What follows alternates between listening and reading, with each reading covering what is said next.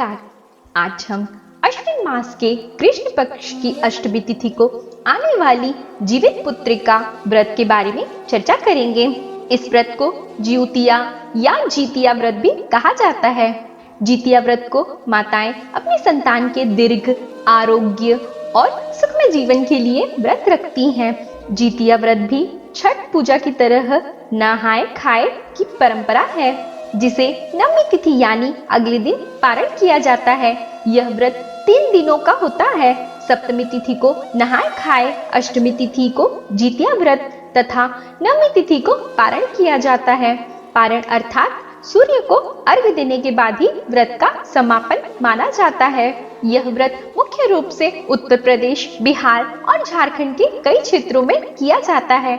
उत्तर पूर्वी राज्यों में जीवित पुत्रिका व्रत बहुत ही लोकप्रिय है। सनातन धर्म में इस व्रत का खास महत्व है। वंश वृद्धि व संतान की लंबी आयु के लिए महिलाएं जीतिया व्रत का निर्जला व्रत रखती हैं। इस दिन माताएं पूरे दिन व रात 24 घंटे तक निर्जला उपवास करती हैं। ये सबसे कठिन व्रतों में से एक है।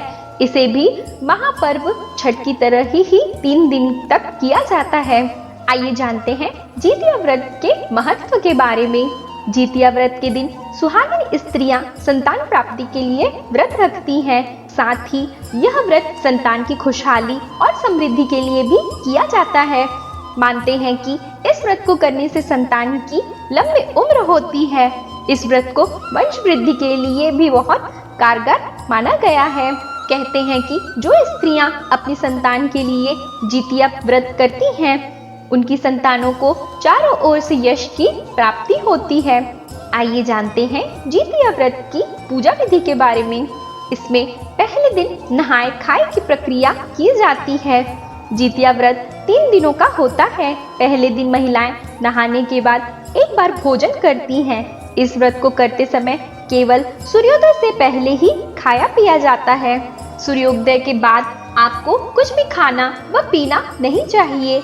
इस व्रत से पहले केवल मीठा भोजन ही किया जाता है।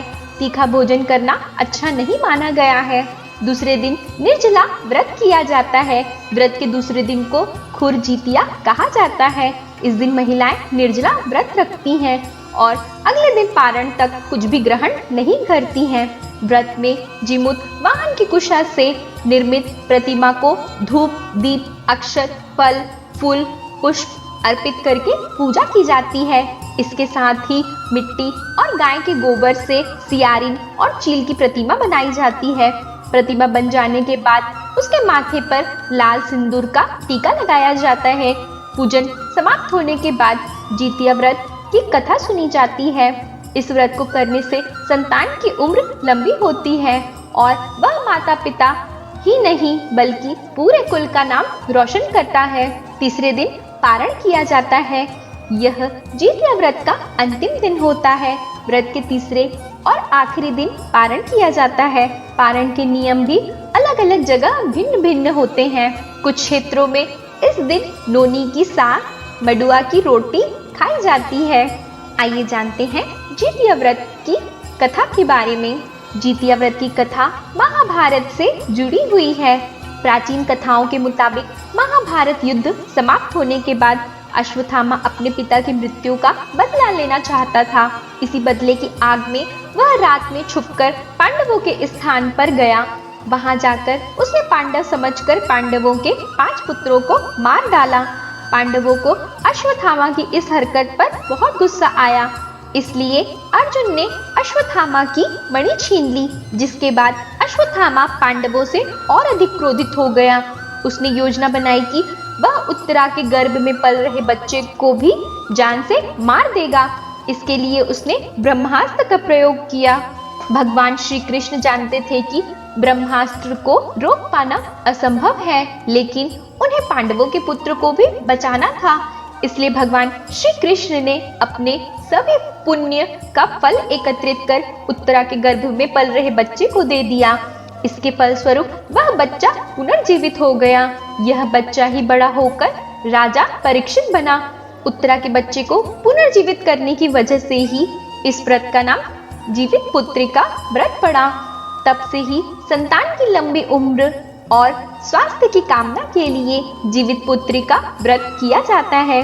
माताएं संतान के लिए वर्ष भर अनेक प्रकार के व्रत रखती हैं, जिसमें हल षष्ठी, संतान सप्तमी और छठ जैसे महत्वपूर्ण व्रत शामिल हैं, जिसके बारे में पहले ही हमने विस्तार से चर्चा कर चुके हैं। संतान के लिए रखने वाले ये व्रत माता एवं संतान के अगाध प्रेम संबंध को दर्शाता है, क्योंकि धरती पर यह संबंध सर्वाधिक पावन एवं पवित्र है, जो निश्चल एवं निस्वार्थ भाव से निभाया जाता है।